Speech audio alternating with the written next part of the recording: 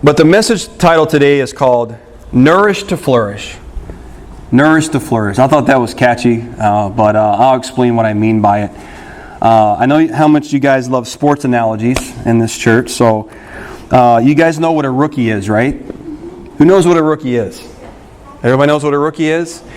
For those of you who do not know what a rookie is, and those of you who do, let me help you out here. A rookie is a new player. Usually a young person that has played college or some kind of amateur or whatever, and they're coming up and now they're playing in the professional leagues, right? And I was reading a story about a young rookie that had come into the team, and it was his first week, and he was excited to impress everybody. And the whole team went out for dinner at this really nice steakhouse. And one by one, all the older guys started to leave and excuse themselves. They had phone calls or whatever. Before long, the rookie was by himself with the check. And so the whole team had come up with this scheme to stick the rookie with the check for the bill. And the bill was like $30,000 or $40,000 for this meal. And but anyways, rookies are known to be young, to be a little inexperienced. Right? That's typically what a rookie's known for. Sometimes you'll see players 18 or 19 years old. And they're expected to play in front of thousands of people, live, and they're expected to perform in front of millions of people watching on television or streaming or whatever. And I thought it was interesting the parallels between rookies and young Christians. And I want to talk a little bit about this today. When a new person comes to the team, they're considered an investment, right? They cost something. The owner, the general manager had to pay for their services, right? So when a rookie is hired to play for a team, they're paid money, right? And so that team either got them via draft or some other way, and they have to sign a contract. So they have to pay this young rookie, and they typically look at rookies as investments, as long-term investments, right? They look at that rookie at some point is going to play for that team and going to be the star, right? That's typically how football, basketball, all the other sports work. Now, sometimes rookies don't turn out to be what they thought they would be. Sometimes the rookie, they think, oh, this guy's going to be great, or this girl's going to be great, and they turn out to be a bust. They don't really flourish. They don't really do a whole lot. They don't become that star that team was hoping for. And sometimes the rookie turns out to be more than they ever could hope for.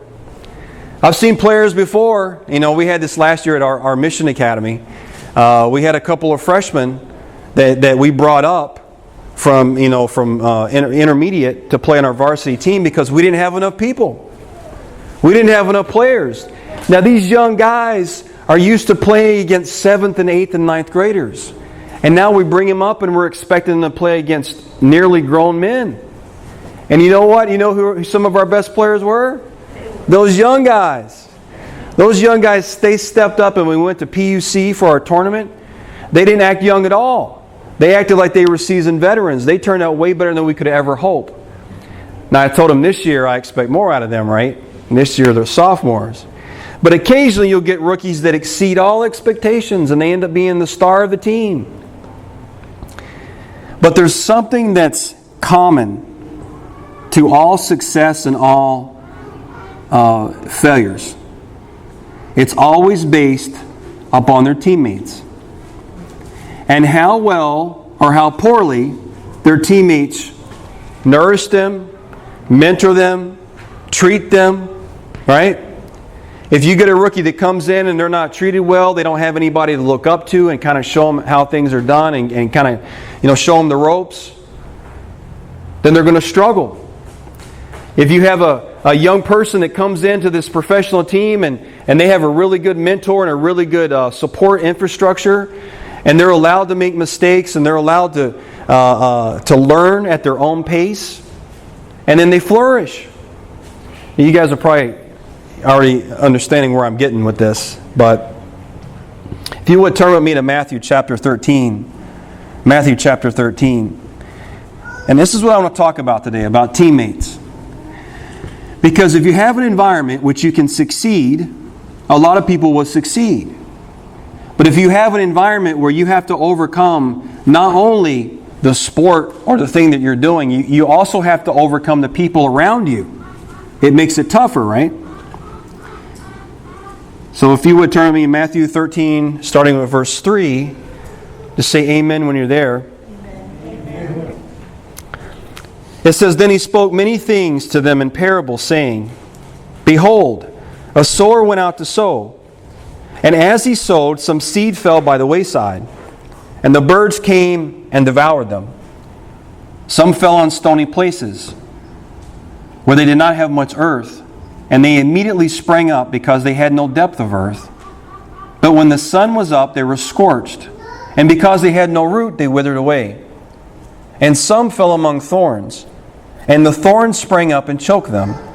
But others fell on good ground and yielded a crop, some 100-fold, some 60, some 30. He who has ears to hear, let him hear. Now, if you go down further to verse 18, the Lord explains the parable. It says, Therefore, hear the parable of the sower. When anyone hears the word of the kingdom and does not understand it, then the wicked one comes and snatches away what was sown in his heart. This is he who received seed by the wayside. But he who received the seed on stony places, this is he who hears the word and immediately receives it with joy. Yet he has no root in himself, but endures only for a while. For when tribulation or persecution arises because of the word, immediately he stumbles. Now he who receives seed among the thorns is he who hears the word and cares of this world, and the deceitfulness of riches choke the word, and he becomes unfruitful. But he who receives seed on the good ground is he who hears the word and understands it, who indeed bears fruit and produces, some 100-fold, some 60, and some 30. Now the Lord gave this parable to describe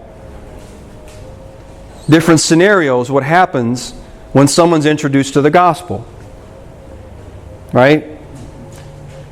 And the first one is that the enemy comes and snatches the seed away. And we've seen that when people come into church and it's like they're on the precipice, that very edge of really getting the gospel, and all of a sudden there's this transformation. It's almost as if it's completely out of them now.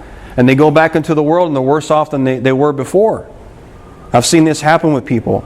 It's scary to see that they're so close to the Lord, so close to accepting salvation, and the next thing you know, they're, have you seen so-and-so? I don't know, I haven't seen him, or her, or whoever. And they're off in the world now, and they're lost. And you have the second one, which is the stony places, which if you've ever seen this, you've seen people, they'll come to the Taj seminars, the revelation of hope, and they'll get baptized, they'll be all excited for the Lord, but the root never really takes hold. And they'll be excited for a few months, and then you'll stop seeing them. Again, we've had this happen in our own church here. They stop coming, or things, they don't really get a strong root in the church. And then the third one, which is when the sun comes up and scorches them. They're not prepared. They're not prepared for the heat. They're not rooted enough in the Lord to be able to withstand that. You guys know how it is. Week in and week out, we are withered constantly. And without the Lord on our side, it's I don't blame people a lot of times for falling out, because it's hard. It's hard enough with the Lord. But when you're not well rooted in the Lord, it's even harder. I can't blame people for falling out.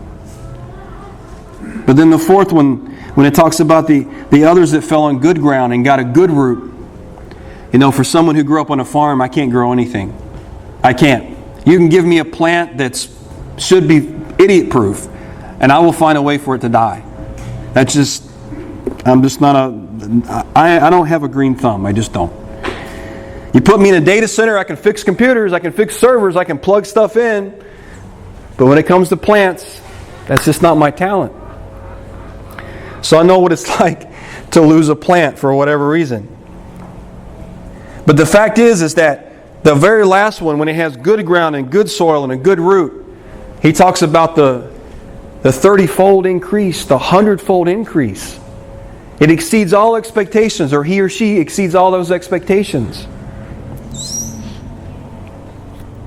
Now the Lord mentions in His explanation the world. Right? He talks about how the world can wither these people, how the cares of the world and riches can cause someone to be unfruitful and cause someone not to be well rooted in the Lord. But I want to talk today not about what the world is doing. The world, we already know what the world does. We know what the world does to Christians. We know what the world thinks about us. We know what the world is about. The world is narcissistic. It thinks about me, me, me. There are no eternal consequences. We see it in our environment. We see it in our entertainment. We see it in our wars. We see it in our politics. We know what the world is about. What I want to talk about today is teammates. Not what the world does to people, but what we as teammates are doing. All right? We're all on the same team, right? Do we get that? We all have the same goal, which is to make it home, to make it to heaven. Right? And how many of us, let me ask you this. How many of you have ever worked at a place or been employed or been part of an organization that you felt really important? Raise your hand. That you worked at a place where you felt valued, or you went to a place, whether it's a school or a church, that you felt like you were valued. It makes you feel good, right? You show up and you know that you're supported. You know that the people are there and they're looking out for you, that they're trying to help you up and not trying to push you down. Now, how many of you have worked at a place where you didn't feel valued? Or a church congregation or wherever, a school that you felt like, you know what, if I didn't show up today, nobody would care. We've all been there, right? I remember I had a job on this island, I'm not going to say where, but I remember thinking, if I don't go tomorrow, they're going to be happy. And I remember my boss brought me into his office and he said, Jonathan, he goes, you need to understand that you can't excel too much because your coworkers, it makes them feel uncomfortable. That's what I was told. I was told you can't be too good at your job because your coworkers are not. And it makes them uncomfortable. So he was saying, don't run as fast as you can. Pull back a little bit. And if anybody knows my personality, that's not how I do business. I'm running 100 miles an hour, and if they're not keeping up, okay. And if I see somebody in front of me that's running faster than me, I'm going to do my best to catch up with them. But I was actually told, slow down. You're doing too good. And your coworkers don't like that. It makes them look bad. And I thought, what value do I have? The only value I have, you're trying to take away from me. Now, I find it funny now. I did not find it funny then, by the way. But I thought, we have enough to deal with the things that we deal with in IT, in the computer world, you know. We have outages. We have things that have to be upgraded, things that are constantly breaking that we have to fix. I got enough to deal with that. I don't need to worry about my own teammates cheering for me to fail. And my question is, do we do that as the church sometimes? Are we bad teammates? And that's what I want to talk about. What kind of teammates are we? Are we a congregation that supports our new converts or even our old converts? You know, one of the reasons I love coming here is I feel like I'm supported. I feel like I'm loved. I don't get that at every church I've been to, even on this island. You know? I've been to churches you walk in and no one says hello. No one introduces you. No one says, hey, who's the new folks, right? I've been to churches that I was a member, went there for years, and I would get the visitor lay. Right? And I would joke with Auntie, and I told Auntie one time, who gave me the lay, and I knew Auntie. And she knew me, and she goes, oh, where are you visiting from? And I said, Auntie, do all white people look alike? I said, you know me, you know I'm a member of this church. But I loved Auntie. She loved me too. She was a rough morning, I guess. But sometimes we're not good teammates. And we have people, rookies, I'll call them, new Christians that come into our congregation and they need good teammates. They need support. They're brand new at this. They don't know what's what. They don't know how to talk or how to walk or how to act sometimes. And they come in here and they're expecting some support. And so I want to talk about one of the first ways that we struggle. If you would turn with me to Revelation chapter 2. Revelation chapter 2, starting with verse 2. One of the ways that we can be bad teammates sometimes is that we forget our first love. We forget what brought us in here in the first place. And believe it or not, we don't come for the music or the preaching. Right? We come for Jesus. That's our first love. We come because we love Jesus. And sometimes we forget that. Revelation 2, starting with verse 2. It says, I know your works, your labor, your patience, and that you cannot bear those who are evil. And you have tested those who say they are apostles and are not, and have found them liars. And you have preserved and have patience, and have labored for my name's sake, and have not become weary. Nevertheless, I have this against you, that you have left your first love. This is the church at Ephesus. He's saying you're doing all the right things. And I commend you for that. But you forgot the reason you're here in the first place, which is because you love me. And the very foundation of our gospel, the very foundation of why we come to church in the first place is love of God. Because if we take that away, then the rest is meaningless. We know that from the Pharisees. If you remember the conversations that Jesus talked about, He said, I desire mercy and not sacrifice. He was saying that you do all the right things outwardly, but not for the right reasons. There's a difference between someone who loves coming to church and someone who loves Jesus. Someone who's eager to please Jesus. And the thing is that this first love of ours is not exclusive. I can love Jesus and you can love Jesus. And we can all love Jesus. And when we all love Jesus together, it makes for a better congregation, right? Because we all come here, we don't care where we came from, we don't care what we did, what our past was, we don't care what our ethnicity is, we don't care if we like this kind of music or that kind of music, or if you like Lao Lao or if you like Polka, it doesn't matter. We love Jesus. That's what we have in common. You guys have heard me say this many times, especially around the playoffs like now. Anytime I see a Yankees hat, I tell my kids, that's my brother. That's my sister. Now, I'll jokingly say that, but again, we have something in common. We love the Yankees. And I've got some friends that we have nothing else in common. We won't listen to the same kind of music, or he's not a Christian, and I am. But the fact is we have something in common that we love, which is the Yankees. And you know what? We can get along because of that. Now imagine if we all love Jesus the same. Then all those differences won't matter. Makes me sad sometimes. I see the white churches, the black churches, the Hawaiian churches, the Samoan churches. We're all one people. We're all here because of Jesus. I can't wait to get in heaven where there's not different services. Where there's not the rich church and the poor church. That we're all at the feet of the Master. Because we love Him and we don't care about those other things. I think some people believe that in heaven we're all going to be the same race. I don't believe that. God is a God of variety. He's an artist. I think His sense of humor will leave us as we are up there. At least our ethnicity. Because we won't care about it. But our first love, Jesus. And when people see that and it's contagious. When they see that we love something so much and we love someone so much that we're passionate about it. People at work know I love my wife. Because I talk about her. I tell people I love my wife. They also know I love my puppy too, by the way. So, my little bulldog, which I've got scratches all over my arms and bite marks from trying to teach her. But people know because I tell them. Let's not forget our first love. The reason that we're here. It's for Jesus.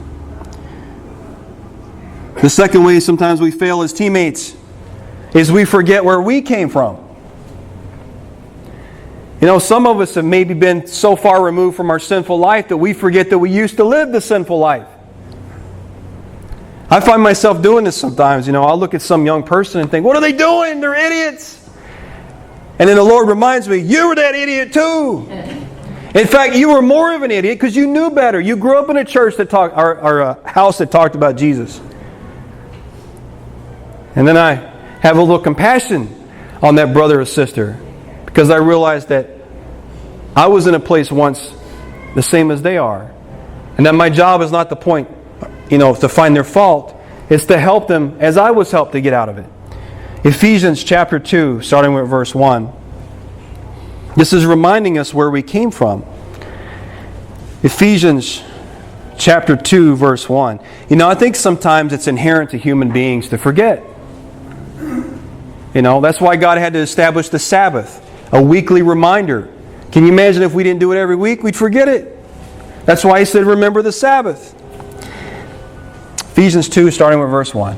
It says, and you He made alive, who were dead in trespasses and sins, in which you once walked according to the course of this world, according to the prince of the power of the air, and the spirit who now works in the sons of disobedience, among whom also we once conducted ourselves in the lust of our flesh, fulfilling the desires of the flesh and of the mind, and were by nature children of wrath, just as the others.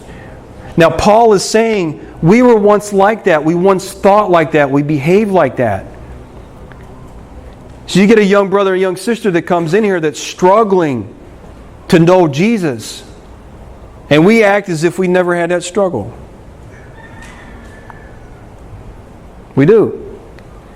We act as if we were never in that place. We never understood what it's like to go before God and say, God, take this from me. Or God, I'm having such a hard time with this. We can't forget where we came from. They need to understand that we have that camaraderie with them. They need to understand that, hey, I was there once. I know what it's like to be a rookie. I know what it's like to not know what's going on in life and not to know where to go or how to talk and how to walk and how to act. Let me tell you what helped me. We're supposed to be mentors, shepherds, priests. That's what God calls us, right? Especially to these young folks, these young Christians. Because one of the biggest tools the devil uses is he makes people believe they're the only one. That no one else struggles with that sin. No one else struggles with those thoughts. No one else struggles with those actions. And we know that's a lie. Because if we're honest, we talk about the struggles that we have. We all have them in common. It says all that are common to man, right? Jesus mentioned that. The third thing that we struggle being good teammates with is we don't realize sometimes that not all members of the congregation are actually Christians. If you guys remember the message I gave, the church is not the church. This building, these things, the stone, this wood, or whatever, this is not the church. If this place burned to the ground, will we still have a church or no? Who's the church? Where does God reside now? In the people. He resides in our hearts. We are the temple of the Lord. And He did this. This is the wonderful, if you want to talk about one of the miracles that Christ did, is transferring the building where God once dwelled, which could be destroyed. Remember, it was ransacked by the Romans or the Babylonians or the Assyrians. Pick your kingdom. But He transferred that where He dwelled from that place, a physical thing that He had. Remember, He had Moses build a tabernacle, later built into a temple twice. He took that and now He dwells in us. The enemy can't burn it down anymore. The enemy can't ransack it. He can't take that away from us because God dwells in us, which means wherever we go, the church goes. And the enemy has tried to kill all of us and he hasn't, and he won't. That is one of the miracles of God. But the fact is that even amongst our congregations, there is a mix of ungodly and godly. There are people that come in here week in and week out that have never known Jesus. There are people that keep the Sabbath. There are people that pay their tithe. There are people that went to our academies. There are people that even have degrees from our universities that have never known Jesus. You guys have heard Brother Leonardo talk about that. He had a PhD, or he's working on it. He had education in our universities. And he didn't know Jesus. I love his story. And he found Jesus after all that. After he was already in a place of authority. And you think, well, how can a brother come week in and week out and not be converted? But Jesus warned us about this. If you would, Matthew 13, starting with verse 24. It says, another parable he put forth to them, saying, the kingdom of heaven is like a man who sowed good seed in his field. But while men slept, his enemy came and sowed tares among the wheat and went his way. But when the grain had sprouted and produced a crop, then the tares also appeared. Now who are the tares? The tares are the ungodly, the wicked, right? And who's the wheat? God's people are the wheat. It says, so the servants of the owner came to him and said, Sir, did you not sow good seed in your field? How then does it have tares? He said to them, an enemy has done this. The servants said to him, do you want us to go and gather them up? But he said, no, lest while you gather up the tares, you also uproot the wheat with them. If you ever want to know why the Lord does not destroy the tares in our church, it's because it will have an effect on the rest of us. You know, what's the term when you have collateral damage? He can't just uproot the bad people because it's going to affect the good people too. He has to let them grow together. And the other reason is because it's hard to tell them apart until they're fully mature. Now think about that for a minute. Sometimes we have people in church that, and I've met people and I got a bad feeling about them. You know, and I'll keep it to myself, and I get this spirit that feels like it's battling with me. And every time I'm in this person's presence, I feel like there's something not right. And 100% of the time, it always manifests itself somehow. Almost 100% of the time. It always comes to fruition, right? Where you have people that do not have good characters. And they walk Adventist, they talk Adventist, they have the pedigree of Adventist, but they don't know the Lord. And so the Lord allows us to become mature so then we all can see it. So there's no question on Judgment Day of who's who. But He also does it to spare us. Continuing, it says, let both grow together until the harvest. And at the time of the harvest I will say to the reapers, First gather together the tares and bind them in bundles to burn them, but gather the wheat into my barn. In other words, take them home. But sometimes we act as if the church is full of holy people. It's not. And we got these young folks that come into our congregations and are just now experiencing Jesus. And they have to understand that, first of all, we're here because we love the Lord. But secondly, they're going to be bad people. They're going to be bad people that don't want the best for you. There are people that sit in our pews week in and week out that don't love Jesus. They just don't. And we need to protect these young people. We need to encourage them and say, you know what? You're going to hear the occasional bad thing. You're going to hear the occasional discouragement. Don't worry about that. We got you. We got you. It's almost like forming a protective bubble around them, right? Because they got enough to deal with in the world. But they also know they're going to have to deal with it here in our congregations. You notice I don't call it church, I call it congregation. Because the church is a subset of the congregation.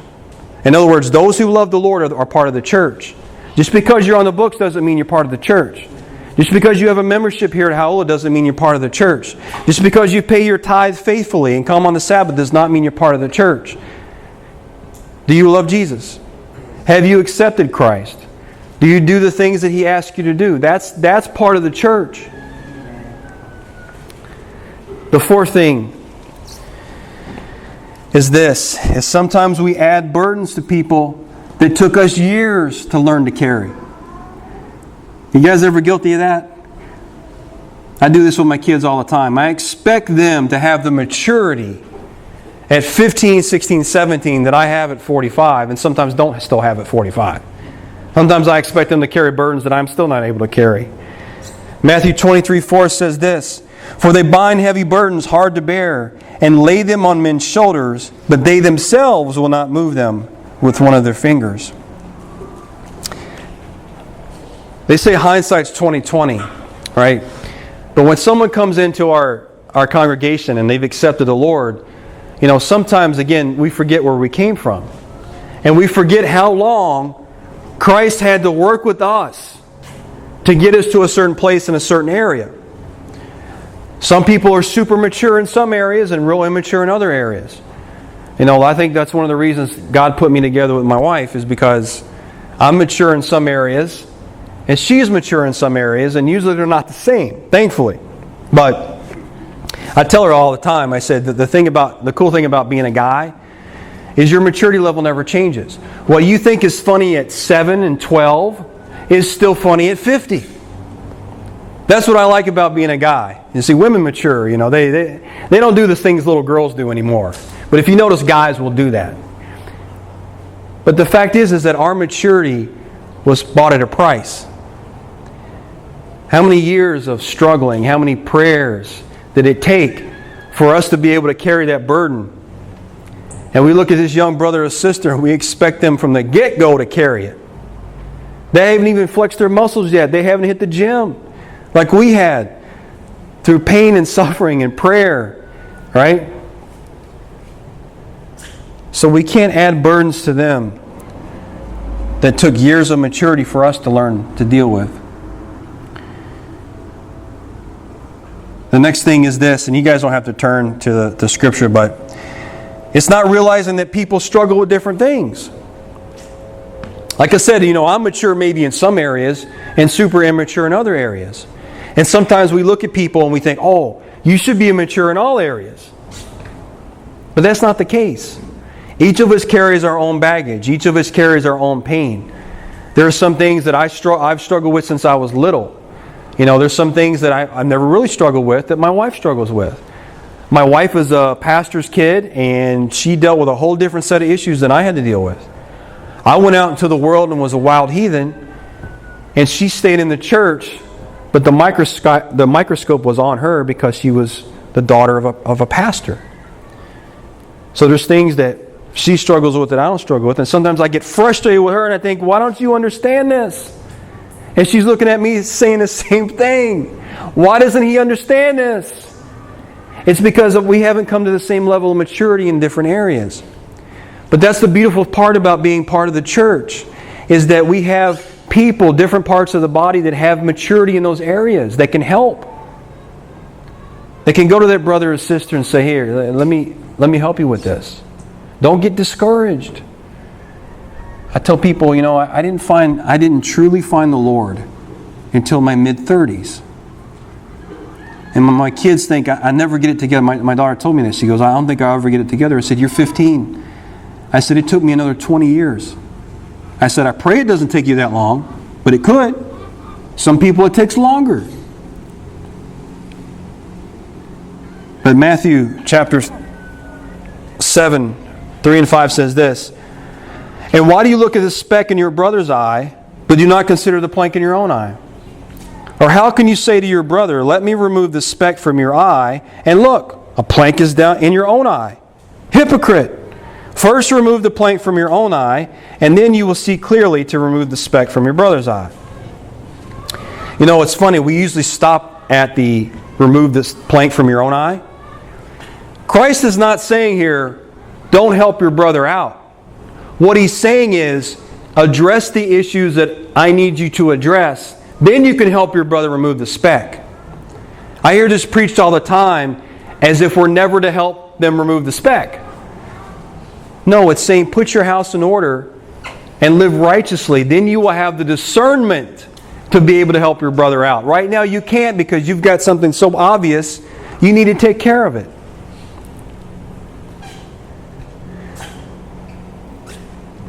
But people struggle with different things, and there has to be some leeway there. with people that come into our congregations, our churches. Which brings me to the last one. We all believe this is a hospital that we're getting well, right? I work at a hospital. I work at Queens Health Systems. We have multiple hospitals across the island. It focuses on Native Hawaiian health care. So I'm proud of that. I'm proud that they have a mission in that. But you can imagine if someone comes into Queens and I say, or someone says to them, "Why are you acting sick? Here you got to act well." And they'll say, "Well, I came in because I got a fever. I can't breathe. I got a stuffy nose. I've got stomach issues." And they say, "Well, regardless of what you have or what symptoms you have, you can't show them here." Now, this is what we do in church. Now, think about it for a minute. I've heard some interesting sermons on, we call it the divine service, right? The problem with that is do we not have a mix of people that come in that are unbelievers? Do we not have a mix of people that come in here that are in various states of spiritual discernment? Some are struggling, some maybe are not struggling. Some people are at that mountaintop experience. Some people are down in the valley. Some people don't know where the mountain or the valley's at. And we want people to act as if they're not broken. As if we're all put together. You know, I laugh at that because, again, going back to the hospital thing, that's what they're there for. They come there because they know they can have those symptoms and they can show, so someone can look at it and say, "Hey, I know what to do to fix this." But if it never manifests itself, if you don't know what's going on in each other's lives, how someone can get better? If a new Christian comes in and says, "I can't expose my failures to this group," then how are they ever supposed to get help with it?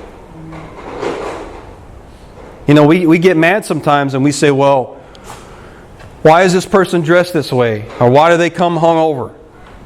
Right? We get that sometimes. We get somebody that had a rough night last night. Satan kept them in the bar too long, and now they're at church this morning. Praise the Lord! If they come in here smelling like a brewery, at least they're here. At least they're here. Because the devil did everything he could during the week, including last night, to keep him out of church. Broken people do broken things. And if we're not a congregation of broken people, then what are we? We are in the process of being fixed in various states. Some of us have broken wheels. Some of us have broken whatever, you know, if we use car analogy. Some of us are missing fenders, you know. Various states of repair. But we cannot expect people to come here and not act if they have no symptoms, like they don't have an illness. Now the flip side of that is the hospital, not everybody's sick. You have doctors and nurses. They're supposed to be the ones providing the care. And that's what we're supposed to be. Those of us who are, God has matured in certain areas and have, you know, positions of authority, or anybody for the most part, we're supposed to be the doctors and the nurses. "Hey, come here, let me take a look at that. Let me help you with that." Can you imagine if a doctor and nurse judged you on what you told them? Now, I've had some pretty prickly doctors before, right? But every time I came to a doctor and said, "You know, I got these symptoms," they always came back and said, "Well, let me see what we can do about that." Or the nurse would say, "Let me see if we can get you more comfortable. Let me see if I can get you, some medication for that." And that's our jobs here. That's our jobs. Is that we need to treat it more like a hospital. People are going to come in here broken. People are going to sit here week in and week out and still be broken. But you know what the beauty part about being in the house of God is that we see those answered prayers. We see those people that have struggled for years with addictions or with whatever it is. And we see that prayer answered, and we see that person delivered from that. And now they're no longer broken in that area. And now they can go help another brother or sister out that's struggling with the same thing. It says in Matthew 13:31, "Another parable he put forth to them, saying, The kingdom of heaven is like a mustard seed, which a man took and sowed in his field, which indeed is the least of all seeds. But when it is grown, it is greater than the herbs and becomes a tree, so that the birds of the air come and nest in its branches. The bottom line is people are investments. They're investments. Did you know that? And who invested in them? The Lord. The Lord invested in this person. And we struggle sometimes because we may not say it outright.